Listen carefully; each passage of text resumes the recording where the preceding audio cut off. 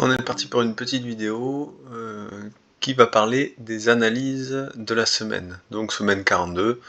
Je voulais faire un petit récap un peu de ce que j'ai vu, même si j'ai pas trop le temps de trader cette semaine. C'est pas bien grave, au moins j'ai quelques biais.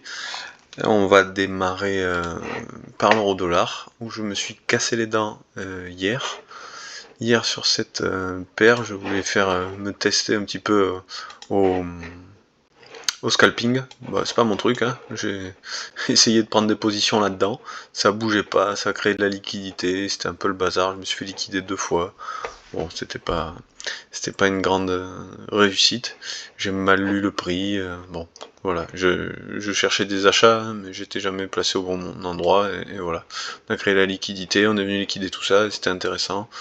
Enfin, voilà, j'ai remarqué un petit peu cette liquidation, donc je me suis dit que ça c'était le lot protégé et qu'on allait revenir dedans. Donc à 9h ce matin, l'ouverture, on est revenu pas loin, on est reparti. Je me suis dit que j'avais loupé le mouvement, j'ai fermé les graphiques.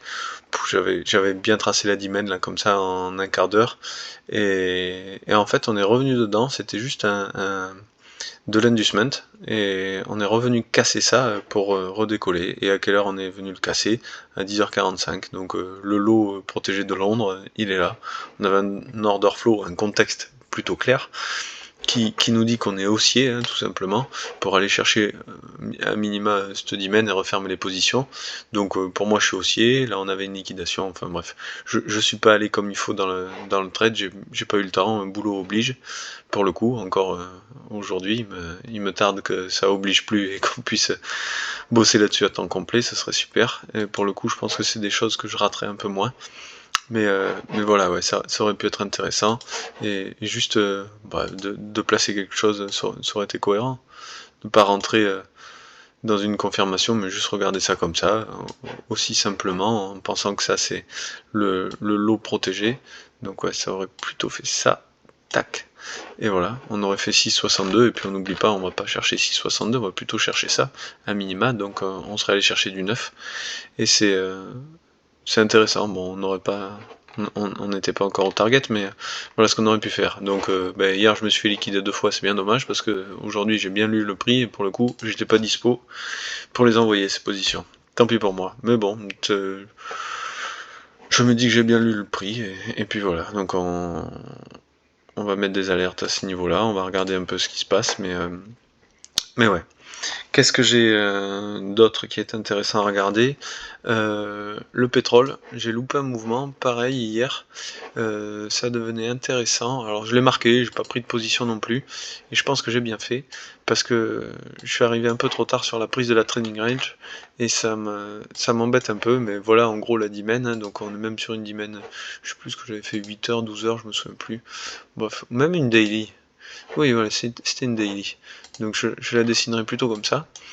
Et une daily, donc on va chercher du 45 minutes. Hein. Et pour le coup, c'était assez clair.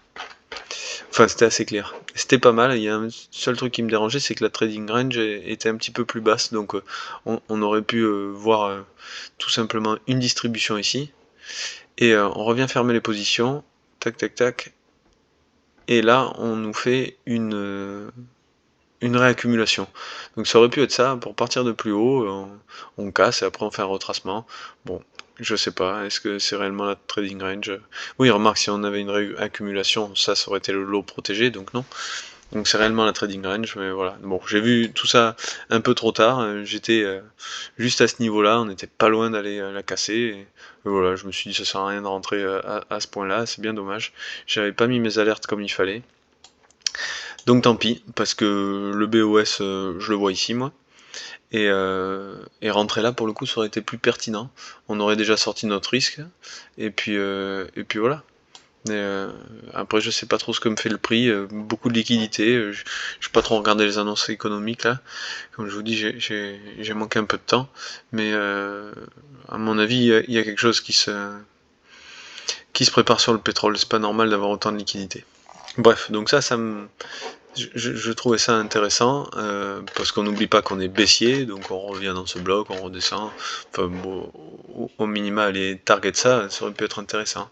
Bon, on l'a loupé aussi, hein, c'est pas de chance, mais on va voir un peu ce que ça fait, mais comme on a dit, on aurait pu prendre une position un peu comme ça, tac, tac, et voilà, on aurait fait du 6 aussi, ça aurait été intéressant. Même si peut-être qu'on se serait fait liquider par cette petite mèche, ça dépend où était notre point d'entrée, mais ça aurait été dangereux, peut-être on serait plus dans le trade, bref. Et ça se trouve le prix va se retourner, je sais pas dans quel sens ça va là, c'est quand même... ça me fait pas mal de liquidité, ça bouge pas beaucoup, c'est mou, et ça me plaît pas. Donc on va voir, est-ce que c'est quoi ça? C'est un mouvement de liquidation, ça me fait de la liquidité, je suis pas sûr que ce soit une... Ouais, c'est pas évident quand même, bref. Donc ouais, on peut marquer ça comme de la liquidité, et puis observer ce que ça fait quand ça revient dans ce bloc, parce que je veux pas dire de bêtises, mais je pense qu'on n'est pas revenu, j'ai un peu d'imbalance ici. À mon avis, ça peut être intéressant de regarder. Je vais me mettre une alerte, et on va voir ce que ça fait quand ça aura pris ça. Hop, croisement, use oil, liquidation.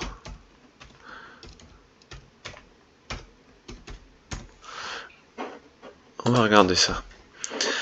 Même si on a pris la trading range, peut-être qu'on va venir chercher ces positions-là, et que si on rentre dans ce POI 1 heure, ça peut être intéressant de chercher des shorts en 2 minutes. On va voir.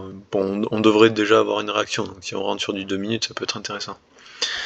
Et voilà, donc on a fait, qu'est-ce que j'ai dit? L'euro-dollar, l'usoil. J'ai toujours mon billet baissier sur GBP-NZD.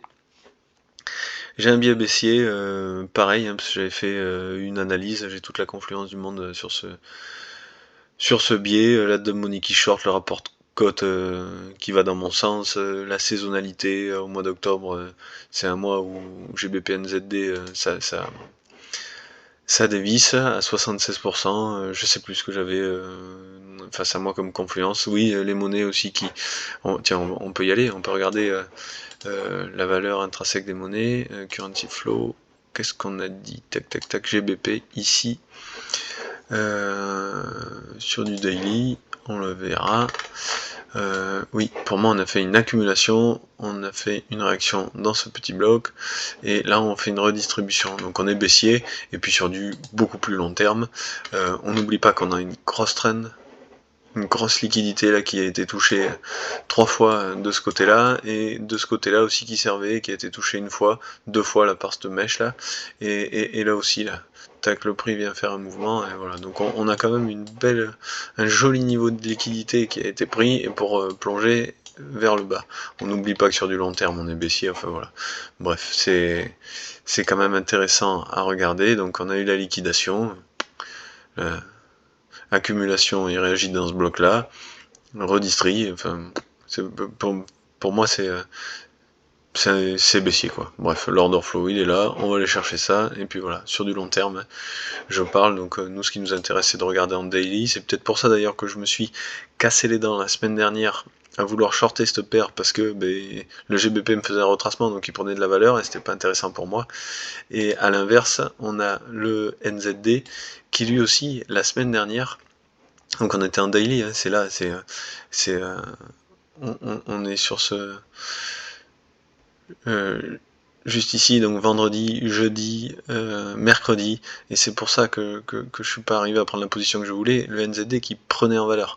Parce que on n'oublie pas, petit mouvement de liquidation ici, on remonte, je pensais qu'on allait casser cette trend et vraiment chercher la liquidité. Manque de peau, il me refait de la liquidité.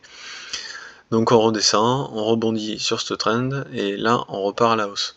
Donc c'est ce qui va être intéressant pour moi, c'est le GBP qui descend parce qu'il me fait une redistribution, et là on vient de retoucher la trend, enfin surtout refermer ses positions et remonter. Donc bon, normalement ça devrait aller dans mon sens. Donc voilà pour la confluence que j'ai sur cette paire, on y retourne. C'était la petite analyse fondamentale.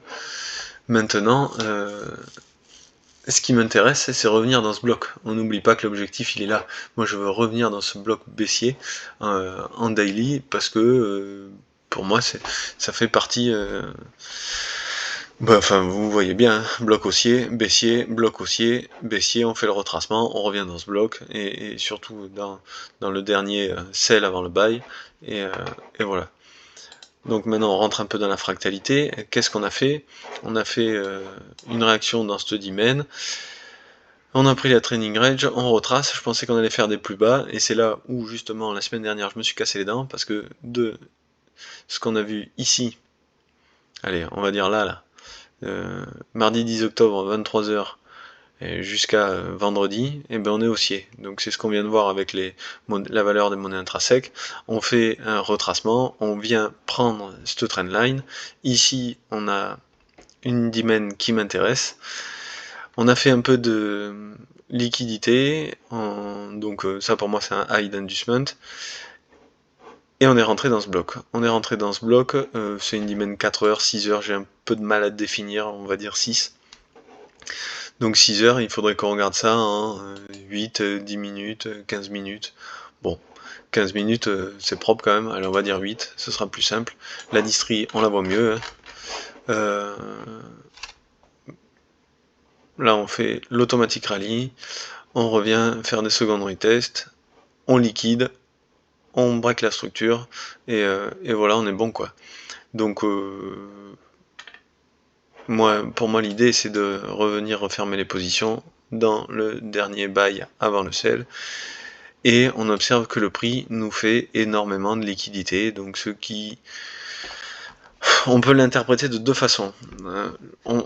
Si je suis mon order flow long terme, où on va chercher des plus bas sur le GBP, si on va chercher des plus hauts justement sur le NZD, pour moi on vient liquider et on replonge. On ferme les positions et on replonge. Voilà ce qu'il en est. Après on peut l'interpréter différemment. Si je me trompe de biais, cette trendline, elle fait quoi? Elle incite tout le monde à vendre. Imaginons que la smart money veuille continuer à faire des plus hauts pour aller chercher, j'en sais rien moi, pour aller sortir ses positions ici, là, ou venir faire la mitigation de ce bloc-là, ou sur lequel il doit y avoir beaucoup plus de positions, ou même de celui-là, hein, parce qu'on voit qu'on avait beaucoup de liquidité, on est venu liquider pour redescendre, donc si il me fait un retracement plus complet, là ce qu'il est en train de faire, c'est tout simplement faire vendre la dub money, pour lui placer des positions acheteuses. Et on peut traverser demain très rapidement. Ça c'est possible. On a une annonce, je sais pas ce qui va tomber. J'aime pas trop trader les annonces, mais bon, on va voir. Après, je suis toujours en compte démo, donc c'est pas bien grave si je me fais liquider pour le coup. Mais je voudrais voir un peu, me faire une expérience justement avec ces annonces. Et donc, on va voir si j'ai bien lu l'order flow, si on vient liquider, refermer les positions dans cette dimen et replonger. Je serais pas étonné, demain on a l'IPC de la Grande-Bretagne qui sort à 8h, donc je vais regarder à 8h les écrans, savoir si mon analyse était bonne. Donc on a fait Euro USD, USOIL, GBP NZD, et j'ai une alerte qui a sonné la semaine dernière, que je n'ai pas regardé parce que j'ai pas l'habitude de trader ce genre d'actifs, mais j'ai une alerte qui a sonné sur le blé. Alors vous allez voir, c'est une analyse long terme. Si on se met en weekly, voilà ce que je vois sur le blé. Pour moi, on revient sur la dimen initiale. On revient sur la dimen initiale qui est une dimen en 2 semaines, donc qui est plutôt grande. Vous voyez, on peut dézoomer, mais pour moi c'est la dimen initiale. Là on a fait de la liquidité ici, on vient la chercher. Elle est où mon curseur de... Ah oui, je suis dessus. Donc ça c'est protégé. Là on vient faire la mitigation de ce bloc. Bon, pour moi on est sur la dimen initiale. Ça c'est intéressant. On n'oublie pas, on est haussier. Hein, c'est pas... Là on vient juste d'établir un retracement. Donc voilà ce que ça me donne. En 2 semaines, eh bien, ce serait une manipulation 8 heures. Magnifique, on observe une belle accumulation. Automatique rallye, secondary test, secondary test, secondary test, secondary test, et il me fait vraiment un paquet de liquidités, et pam, il vient me sortir tout le monde. Et c'est là que c'est intéressant, donc on a le mouvement haussier, on repart, on casse la structure avec ce BOS, et l'idée, ce serait aller de chercher cette dimen, rentrer un peu dans la fractalité, et aller chercher cette dimen-là. Ce lot referme ces positions-là, on est assez ok pour ça, on a bien fait notre BOS, on va revenir fermer cette position, enfin ces positions-là, ça va être intéressant. Alors dimen 8 heures, 12 heures, je sais pas trop dire, mais voilà, dès qu'on sera, je me suis placé une alerte, dès qu'on sera là-dedans, on va chercher une accumulation, donc on verra si on la cherche en 15 minutes, en 20 minutes, et on va regarder un peu ce que ça donne. Mais voilà, l'idée c'est d'aller chercher ça, et puis à partir de là, on verra ce qu'on fait, quoi. Très simplement, la trading range, je l'identifie là, donc on a de la place. On a de la place, c'est intéressant. Si mon biais est bon, si j'ai raison, normalement, on devrait faire une redistribution si ça doit se retourner, donc à minima aller jusqu'à la tiers. Bon, on va voir. On va voir ce que ça donne. J'espère que ça, c'est pas un lot d'inducement, que c'est pas de l'inducement, qu'on va pas juste traverser pour faire une réaction. Ça m'est déjà arrivé. Et protéger ce lot là initial. Alors peut-être que je peux prendre une position en étant plus conservateur, j'en sais rien. En faisant ça, c'est possible aussi, ça me protégerait peut-être un peu plus, j'en sais rien. Bref, mais là ça devient intéressant, on irait chercher du 15 à minima, donc c'est bien. Pourquoi du 15? Oui, parce que j'ai une belle traîne de liquidité ici, donc je sais pas comment ça va se comporter, ça peut la traverser et repartir plus bas. Pour refaire des plus bas, il peut y avoir une belle réaction, enfin voilà, ça me paraissait pas mal, le risque reward est bien, et on va voir si on peut raffiner un peu tout ça avec une accumulation dans cette dimen. Donc voilà un peu pour mes analyses de la semaine, on fera un petit point ce week-end, voir un peu la tête que ça a, je reviendrai sur mes positions si j'ai le temps de faire du scalping sur l'euro-dollar, et puis voilà, vous savez tout. Bonne soirée à tous, salut.